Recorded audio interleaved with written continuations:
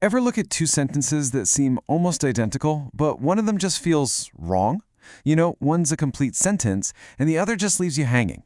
Well, it's a super common grammar puzzle, and today we are going to solve it for good. Just look at these two. On the one hand, you have because she was tired, and on the other, she was tired. They both have a subject, she, and they both have a verb, was. So what's the deal? Why does one get a green check mark while the other feels so unfinished? That is the big question, isn't it? And the answer is actually pretty simple. It's all about understanding these two little things called clauses. By the time we're done here, you're not just going to spot the difference instantly. You'll also know exactly where your commas are supposed to go. So, here's our game plan. First, we'll cover the basics. What even is a clause? Then, we'll get into the two main types, independent and dependent, and I'll show you a fantastic memory trick called White Bus. After that, we'll finally tackle comma rules and put it all together. Let's do this. Okay, first things first. Before we can start sorting clauses into different types, we got to be totally clear on what a clause is to begin with. Here's the most important rule you need to know. A clause absolutely must have a subject and a verb. That's the combo. Think of something as simple as she runs. Boom. She is our subject, runs is our verb. That right there is a clause.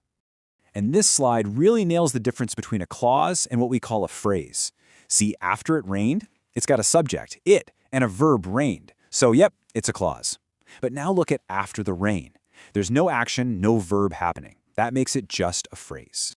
So this is your golden rule. If you're ever stuck, just scan for that dynamic duo, the subject and the verb. If you find them working together, you're looking at a clause. It's really that straightforward. All right, time for a quick check. Which one of these is the clause? Is it after the rain or after it rained? You got it. It's the second one because it has our subject, it, and our verb, rained. Nice work. Okay, now that we know how to spot a clause, let's break it down into the two main flavors, independent and dependent. And the only question you ever need to ask is, can this thing stand all by itself? An independent clause is basically a sentence. It's a complete thought, it's got the subject, it's got the verb, and it makes perfect sense on its own. Like, she finished her homework. You hear that, and you're not left wondering, what's next? It's a full story. Let's try another one. Which of these is the independent clause, the one that can stand on its own? The baby cried loudly, or when the baby cried loudly? Yeah, it's the first one, right? That's a complete idea. The second one just leaves you hanging. You're waiting for the other shoe to drop. It feels incomplete. And that exact feeling of being incomplete leads us right into my favorite part, the secret weapon for spotting those other kinds of clauses. So, a dependent clause also has a subject and a verb, but it's like a cliffhanger. It just can't stand alone. It depends on another clause to finish the idea. And the big giveaway is that these clauses almost always kick off with a special kind of word. And this is how you're going to spot them every single time. Just remember the white bus. This is a little memory trick for the most common words that start these dependent clauses. If you see a clause beginning with a word like when, if, because, or since, that's a huge clue you're dealing with a dependent clause. I love this little visual because it sums it up perfectly. The independent clauses, they are confident. They can walk all by themselves. But the dependent clauses, well, they need a ride on the white bus. They have to attach to an independent clause to make a complete sentence. Let's put the bus to the test. Which one here is our dependent clause? Although it was raining, or it was raining? Well, let's look for a bus word. And there it is, although. That's a TH word, like though. So the first one is our dependent clause. It makes us ask, what happened? All right, you can now tell these clauses apart, which is awesome. So let's use that new skill to solve one of the biggest mysteries in writing. Where in the world does the comma go? Guess what? The rule is so simple. It all comes down to when the white bus shows up in your sentence.